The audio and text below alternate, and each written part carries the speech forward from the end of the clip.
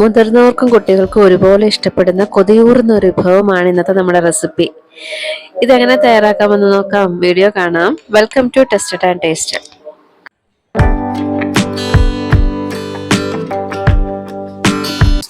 ഈ റെസിപ്പിയുടെ പ്രധാന ഇൻഗ്രീഡിയന്റ് ഏത്തപ്പഴമാണ്. നല്ല പഴുത്ത ഏത്തപ്പഴമാണ് നമുക്ക് ഇതിനായിട്ട് ഉപയോഗിക്കേണ്ടത്. ഈ ഏത്തപ്പഴം ഇനി വേവിച്ചെടുക്കണം. ആവിത്തട്ടിൽ വെച്ച് ഞാനത് വേവിച്ചെടുക്കുകയാണ്.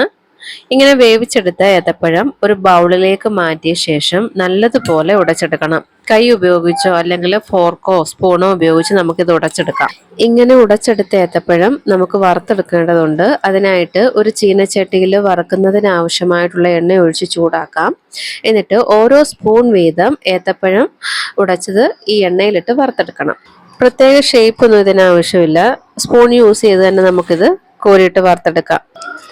ഒരു സൈഡ് നന്നായിട്ട് മുരിഞ്ഞ് കിട്ടുന്ന സമയത്ത് അടുത്ത സൈഡ് കൂടി തിരിച്ചിട്ട് മുരിച്ചെടുക്കണം. നല്ലൊരു ക്രിസ്പി ഗോൾഡൻ കളർ ആകുന്ന സമയത്ത് നമുക്കിത് കോരി മാറ്റാം. അങ്ങനെ എല്ലാ ഏത്തപ്പഴവും ഞാൻ ഇതുപോലെ വറുത്തെടുത്തിട്ടുണ്ട്. ഇത് മാറ്റി വെക്കാം. ഇനി വേണ്ടത് തേങ്ങാപ്പാലാണ്. 2 കപ്പ് തേങ്ങ ചിരകിയത് മിക്സർ ജാറിലിട്ട് അല്പം വെള്ളം ഒഴിച്ച് അരച്ചെടുക്കണം. എന്നിട്ടിത് പിഴിഞ്ഞെടുക്കണേ. 1-2 തവണ ഇതുപോലെ വെള്ളം ഒഴിച്ചിട്ട് അരിച്ചെടുക്കേണ്ടതുണ്ട്. 1-ാം പാല് 2-ാം പാല് അങ്ങനെ സെപ്പറേറ്റ് ചെയ്ത് വെക്കേണ്ട ആവശ്യമില്ല. ഒന്നിച്ച് തന്നെ ഇത് നമുക്ക് ഒഴിച്ചു വെക്കാം. ഇനി വേണ്ടത് ചോറാണ്. 2 ടേബിൾ സ്പൂൺ ചോറാണ് ഞാൻ എടുത്തിട്ടുള്ളത്. ഇത് അരച്ചെടുക്കണം. ഇനി ഈ ചോറിന് പകരം കുത്തരി വെള്ളത്തിൽ കുതിർത്ത ശേഷവും അരച്ചെടുക്കാം. അങ്ങനെയും നിങ്ങൾക്കിത് ചെയ്യാമേ.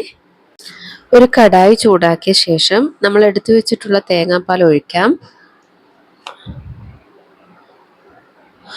ഒപ്പം തന്നെ അരച്ചെടുത്തിട്ടുള്ള ചോറ് ഈ തേങ്ങാപ്പാലിലേക്ക് ചേർത്ത് നല്ലതുപോലെ മിക്സ് ചെയ്ത് തിളപ്പിച്ചെടുക്കണം. ചോറരച്ചത് ചേർത്ത ശേഷം ഒരു സ്പൂൺ ഉപയോഗിച്ച് നല്ലതുപോലെ മിക്സ് ചെയ്യാൻ പ്രത്യേകം ശ്രദ്ധിക്കണം. അല്ലെങ്കിൽ കട്ട പിടിച്ചത് കിടക്കും. ഇവിടെ തേങ്ങാപ്പാൽ നല്ലതുപോലെ തിളച്ച് കിട്ടിയിട്ടുണ്ട്. ഇനി ഇതിലേക്ക് നമുക്ക് മധുരം ചേർക്കണം. ഇതിന് പകരം നിങ്ങൾക്ക് സാധാരണ പഞ്ചസാര അല്ലെങ്കിൽ ശർക്കര അങ്ങനെയൊക്കെ ഉള്ളത് ഉപയോഗിക്കാം. പഞ്ചസാര ചേർത്ത ശേഷം നല്ലതുപോലെ ഒന്ന് മിക്സ് ചെയ്തെടുക്കണം.